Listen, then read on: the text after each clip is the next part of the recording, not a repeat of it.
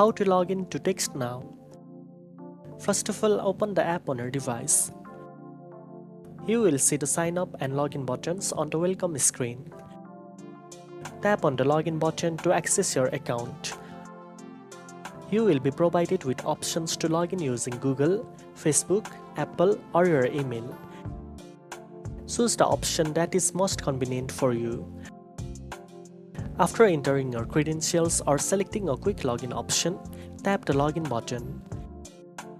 Once logged in, you will have full access to your TextNow number, messages, calls, and all app features instantly. If you ever forget your password, simply tap on the Forget Password option and follow the instructions to reset it.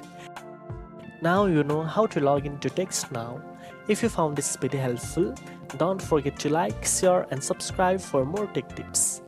Thanks for watching, and I'll see you in the next one.